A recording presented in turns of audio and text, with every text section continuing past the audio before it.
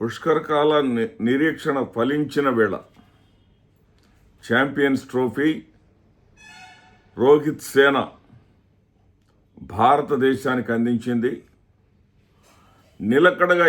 నిలకడగా భారతదేశం క్రికెట్ జట్టు ఆడే ప్రదర్శన కనబరిచినటువంటి సందర్భం ఇటీవల టోర్నమెంట్స్లో చాలా తక్కువ.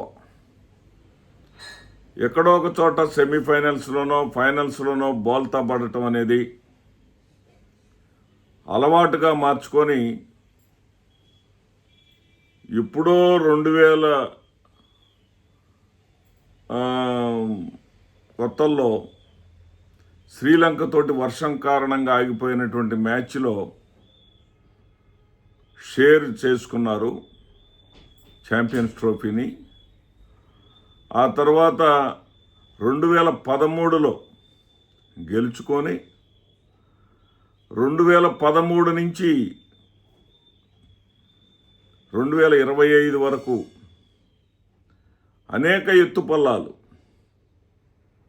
ఒక్కోసారి ఛాంపియన్స్ ట్రోఫీ లీగ్ దశలోనే వెనుకదిరిగినటువంటి పరిస్థితులు కూడా. అలాంటిది ఒకసారేమో ఆస్ట్రేలియా అడ్డుపడింది, ఒకసారేమో న్యూజిలాండ్ అడ్డుపడింది. ఒకరు సెమీఫైనల్స్లోనే వెనక్కి పంపించారు, మరొకరు ఆస్ట్రేలియా వాళ్ళు ఫైనల్స్లో మనల్ని మట్టి గరిపించారు. కానీ ఇద్దరినే అడ్డుకుంటున్నటువంటి ఇద్దరినే ఒకరిని సెమీఫైనల్స్లో చిత్తు చేసి మరొకరిని ఫైనల్ మ్యాచ్లో చిత్తు చేసి ఈ రోజున ఛాంపియన్స్ ట్రోఫీలో విజేతగా నిలిచినటువంటి భారత జట్టుని ప్రతి భారత క్రికెట్ అభిమాని కూడా అభినందనలతో ముంచెత్తుతూ ఉన్నారు. ఇది ముంచెత్తాల్సినటువంటి తరుణం కూడా. ఎందుకంటే జట్టు కూర్పు చాలా అద్భుతంగా ఉంది. ఎంతో అద్భుతంగా ఉంది జట్టు కూర్పు. ఎంత అద్భుతంగా ఉందంటే ఓపెనర్స్ తర్వాత ఫస్ట్ డౌన్ బ్యాట్స్మెన్తో సహా విఫలమై 30 పరుగులకే 3 వికెట్లు పోయినా కానీ ఛాలెంజింగ్ స్కోర్ని పెట్టగలిగే స్థాయిలో బ్యాటింగ్ లైనప్ ఉంది. ఎవరి పాత్ర వాళ్ళు అద్భుతంగా పోషిస్తూ ఉన్నారు. సెమీఫైనల్లో విరాట్ కోహ్లీ మంచి నాక్ ఆడి సెమీఫైనల్లో వాళ్ళను ఓడిస్తే, ఫైనల్ మ్యాచ్లో సారథి రోహిత్ తన భుజస్కంధాలపై వేసుకొని అసలు ఎప్పుడైతే ఓపెనింగ్ జోడీ 105 పరుగులు కొట్టారో ఆ 105 పరుగులలో కూడా సింహ భాగస్వామ్యం రోహిత్ శర్మదే. రోహిత్ శర్మ చేసిన పరుగులు ఉపయోగించిన బంతుల కన్నా ఎక్కువ. ఆ తర్వాత ఫస్ట్ వికెట్ పడిన తర్వాత వెంటనే విరాట్ కోహ్లీ పడిన తర్వాత రోహిత్ తన యొక్క జోరును కొనసాగించలేకపోయాడు. ఆ జోరును కొనసాగించే క్రమంలోనే ముందుకొచ్చి అవుట్ అయ్యాడు. అప్పుడు బంతుల సంఖ్య కూడా పెరిగింది ఒత్తిడి వల్ల. అయినప్పటికీ కూడా ఇక్కడ మనం గమనించాల్సినటువంటి అంశం ఏంటంటే శ్రేయస్ అయ్యర్ సెమీఫైనల్ మ్యాచ్లో 46 పరుగులకు వచ్చి అవుట్ అయ్యాడు. ఎప్పుడైనా క్రీడాకారుడికి ఆ సెంచరీలో లేదా అర్ధ సెంచరీలో అటువంటి ఆలోచన బ్రెయిన్లోకి రాకూడదు. ఇలాంటి నాకౌట్ మ్యాచ్ల్లో, కీలకమైనటువంటి మ్యాచ్ల్లో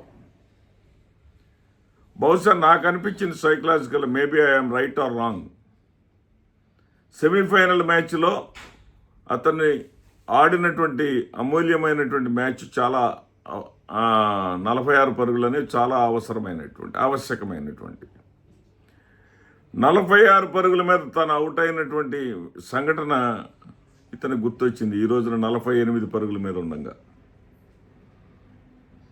48 పరుగుల మీద ఆ రకమైనటువంటి ఫీలింగ్ లోపలికి రావడం. మొన్న కూడా 46కి అవుట్ అయ్యాను, ఇప్పుడు 40 మీద ఉన్నాను, హాఫ్ సెంచరీ చేయాలనేటటువంటి భావన రావడంతో అతను అవుట్ అయ్యాడు అనేది నా ఉద్దేశం. 3 బంతులు డిఫెన్స్ ఆడాడు, 4వ బంతి గాల్లోకి లేపాడు. సరే, ఏది ఏమైనప్పటికీ ఆయన గుర్తుంచుకోవాల్సింది ఏంటంటే అతని కాంట్రిబ్యూషన్ ఈ మ్యాచ్లో చాలా కీలకమైంది. సాఫీగా జరిగిపోతుంది అనుకుంటున్నటువంటి తరుణంలో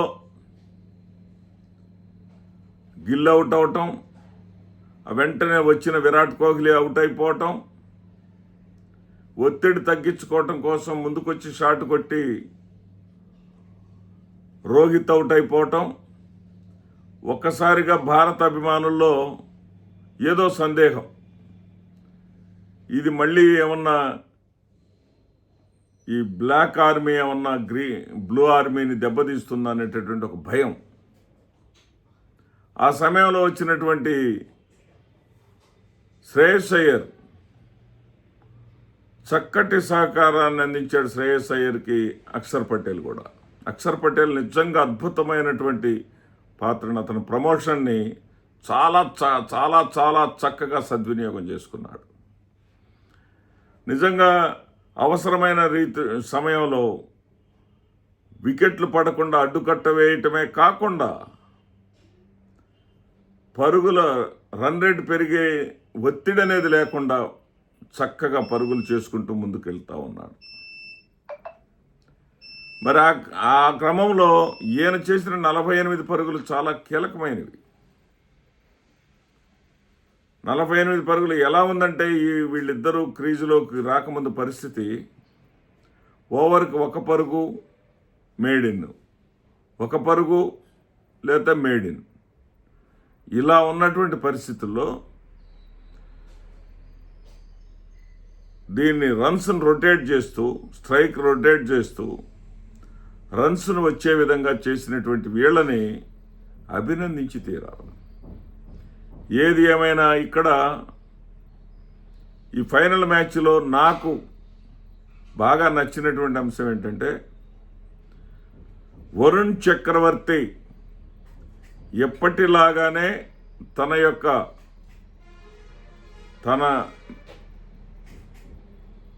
ఏదైతే ఉందో తొలి వికెట్ని తీసేటటువంటి అలవాటు. ఇక్కడ బాధపడినటువంటి అంశం ఏంటంటే షమీ ఫైనల్లో అటర్ ఫ్లాప్ అయ్యాడు. 9 ఓవర్లు వేశాడు, 74 పరుగులు ఇచ్చాడు. కీలకమైన సమయంలో వికెట్ తీయాల్సిన సమయంలో వికెట్ తీయలేకపోయాడు. మరి అతని మీద నమ్మకంతో బాల్ ఇస్తే ఇచ్చిన ప్రతి ఓవర్ 10 పరుగులు పైగా కొట్టించుకున్నాడు. నిజం చెప్పాలంటే 251 స్కోర్ అనేది వాళ్ళకు వస్తుంది అనేది చూసేటటువంటి వీక్షకులకు అనిపించలా. బ్రేస్వెల్ అద్భుతమైనటువంటి నాక్ ఆడాడు. బ్రేస్వెల్ అయితే 40 బంతుల్లోనే 53 పరుగులు చేయటం అనేది ఆ న్యూజిలాండ్కి ఆ విధమైనటువంటి గౌరవప్రదమైనటువంటి స్కోరు, ఛాలెంజింగ్ స్కోరు. 251 అనేది it's not a small score on that pitch. ఆ స్కోర్ చేయడానికి కారణం మాత్రం షమీ వైఫల్యమే.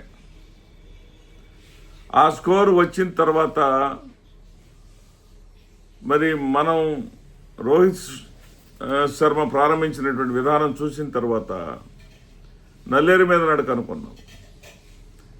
కానీ గిల్ అవుట్ అవటం, అవుట్ అయిన వెంటనే ఇతను అవుట్ అవటం, కోహ్లీ అవుట్ అవటం, ఇవన్నీ చూస్తూ ఉంటే మరలా ఏదో చేదు జ్ఞాపకాలు మనం చూడక తప్పదా అనుకున్నటువంటి పరిస్థితుల్ని అధిగమించి ఛాంపియన్స్ మనోళ్లే అనిపించారు. ఇక్కడ కులదీప్ నయ్యర్ కూడా కులదీప్ ఆయన బౌలింగ్ని మాత్రం అవసరమైనప్పుడల్లా వికెట్ లేపేశాడు. రచన్ రవీంద్ర అతన్ని క్లీన్ బౌల్డ్ చేసి ఉండకపోతే ఖచ్చితంగా న్యూజిలాండ్ భారీ స్కోర్ చేసి ఉండేది. కానీ ఏది ఏమైనా సరే సమిష్టిగా రాణించడం అంటే ఇదే. సెమీఫైనల్ మ్యాచ్లో సౌత్ ఆఫ్రికా మీద 362 పరుగులు చేసినటువంటి జట్టుని 251 పరుగులకు కుదించటం అంటే hats off to Indian bowling team. అదేవిధంగా ఎక్కడ ఏ విధమైనటువంటి బ్రేక్ వచ్చినా, ఏ విధమైనటువంటి నష్టం వచ్చినా సరే నేనున్నాను, మేమున్నామంటూ రాహుల్, కేఎల్ రాహుల్, అదేవిధంగా హార్దిక్ పాండ్యా, అక్షర్ పటేల్ ఈ ముగ్గురు కూడా బలమైన అడ్డుగోడల్లాగా నిలవటం, అవసరమైనప్పుడు రన్ రేటు పెరగకుండా భారీ షాట్లు కొట్టడం, మొత్తానికి మువ్వన్నెల జెండా రెపరెపలాడేందుకు వీళ్ళందరి యొక్క సమిష్టి కృషి భారత క్రికెట్ జట్టుకి మరొకసారి అభినందనలు, జై జైలు.